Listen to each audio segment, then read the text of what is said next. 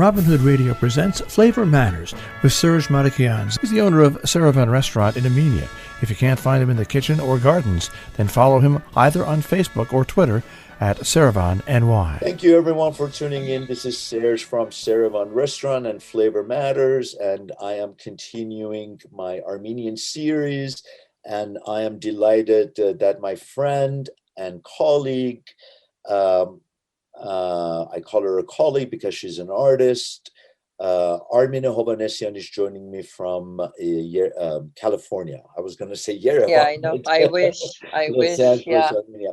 So, Armineh, we spoke about the trauma of forced migration for us, immigration, assimilation into the U.S. in the late 70s and early 80s, and how it was for us.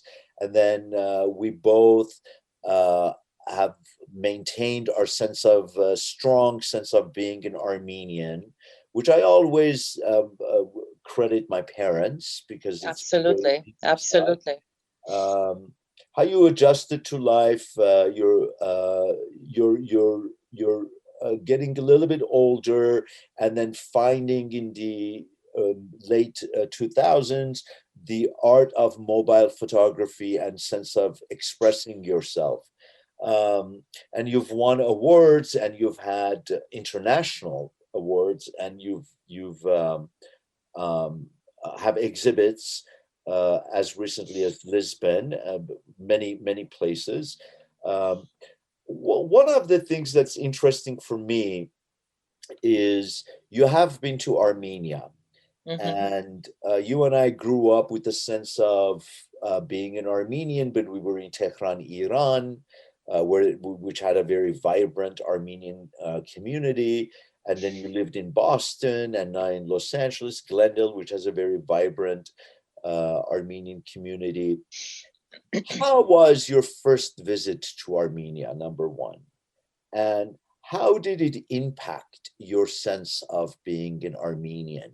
You're like, yeah, we've had this deep feelings and understanding of Armenia and Armenia, and then we see it. Yeah, it's actually I think we have this longing as diasporans. You know, we have this longing, this like, oh my God, Armenia. So the first time I went, as the plane was landing, I could see Mount Ararat, and I was like, I just started bawling. I couldn't stop. I started to cry, and then I had to pick myself up, go grab my suitcases, and at the time I was staying with my aunt and her husband. If I may, yeah. Armineh John. Yeah. I didn't bawl, but there was a major sense of emotions. And for our listeners, Mount Ararat, even though it is not in Armenia proper currently, is such a symbol of being an Armenian. So right. I understand your feeling. I'm sorry. Go ahead. Yeah. No worries. So just like from the second I sat in that old taxi going to my aunt's place, I'm like, this place is just wonderful. Old taxi, people are like that. It's like kind of a chaotic, and I love chaos. And there's like the old, there's the new, and everything. And I'm walking around, and everyone's speaking my language, and I'm looking at shops or I don't know, street signs. Everything's in Armenian. And it was just, I felt like I was like, okay, where am I? Am I in a parallel universe somewhere? Because I felt like I was living there already. That's kind very of familiar, right? Yes. That's exactly how I felt. I'm like, I know these streets. I know these streets. I'm like, okay. It just felt so surreal and real at the same time. Precisely. Very good way of expressing it. But I loved it. I've gone back 3 times. Was supposed to go last year, didn't happen, unfortunately. And I'm not only in Yerevan, just like yourself, I like to go and explore the other villages, the other cities. And I'm so grateful that I also went to Artsakh, and I'm glad I saw sushi and Stepanakert before they were destroyed. I know they're rebuilding and everything, but I'm glad I had the same. It's not. Yeah, I know. Did but you? I'm Did Go you? I ahead. mean, I need to say that also, like the aesthetics that I encountered felt so familiar and so Yes, fulfilling at the same time. yes, But I love absolutely. your description of so real and surreal at the same Exactly, time, exactly. because of that conflict of what you see and all the feelings that you have. So was there a sense of confusion for you at all? Confusion, not really. Not really, but to me there was actually more of a feeling of um I was kind of baffled when I was talking to people, and they're like, they they were shocked that I'm amazed at looking at Mount Ararat. I'm like, I can sit and look at it every day. They're like, oh, it's right here. It's in our backyard. It's that, to me, it's baffling. I'm still trying to understand how they are seeing everything from their side as opposed to us. And I understand that a lot of them don't like the country, they want to leave. And then there are the likes of us who are trying to do whatever we can so we can go and live there and, Right. do something. Right. So that to me was baffling. I absolutely fell in love with the now young generation in Armenia. They're amazing. It's Wonderful. amazing how much talent there is. Absolutely. Talent, brains, and these are the ones who want to stay and better the country. I was so blown away by them. How Um, how do you think it impacted your sense of your inner self sense of Armenian I think woman? it Or actually it made it cemented everything I was feeling. It's cemented, and it's now like really, really part of who I am.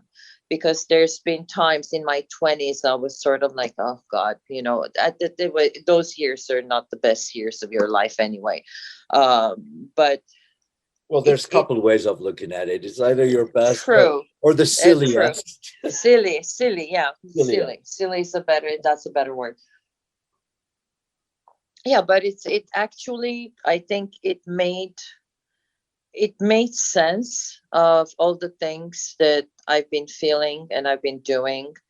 Um, it felt, I don't know, it just felt real. It felt like, okay, I do belong to this race. I do belong to this land, and I'm okay. I want to come and be here. I want to come back and be where my people are. Yeah. It I would have to say the same thing. I think it very much cemented my sort of this deep sense of longing, Exactly. made it real, Exactly. but then it also allowed me a very pronounced sense of optimism Mm-hmm. and a sense of, because I think once you're a creative person, you're always looking for betterment, a deeper Absolutely. understanding of yourself, and a truthfulness. I think if Absolutely. somebody were to ask me Absolutely. what is art, I would say it's truthfulness. And I feel like Armenia offers that. We have just about a minute left, Armineh John. Armineh of today and Armineh of 1978. Mm-hmm. Uh, does Armineh have a sense of home? Does Armineh have a sense of fulfillment, or is there still a hole that's empty? Well, there's the home issue because I never called anywhere home. not Iran, not the US, until I visited Armenia. So I'm like, now when I say home, hopefully if I have the opportunity to go and live there, I think that would be home. Fulfillment, yes. Our Armineh of today is fulfilled. I'm very proud of all of my accomplishments and all of my even failures, because I've learned a lot. Armineh of 1978 didn't know what was going on, didn't know what life was, didn't know herself. So I'm actually. But what's curious, Armineh of she was very curious. Never lost her curiosity. No, and she took care of herself. So thank you, Armineh. Yeah. Well, I say thank you, life. Thank you, life. Yeah, because absolutely. I surely haven't paid too much for my mistakes, but I've hopefully learned from them. Armineh, what a pleasure to speak to you. Likewise. Thank you very much for taking time from work to join us. My pleasure. And thank you for everyone for listening. This is Serge from Servan Restaurant and Flavor Matters, and I had the pleasure of speaking to my dear friend Armineh Hovanesian, an Armenian artist currently living in Los Angeles, California. Thank you, Armineh. Thank you. Flavor Matters is a joint production of the Servan Restaurant and Robin Hood Radio. For more information on the Servan Restaurant in Armenia, New York, servan.com on the web.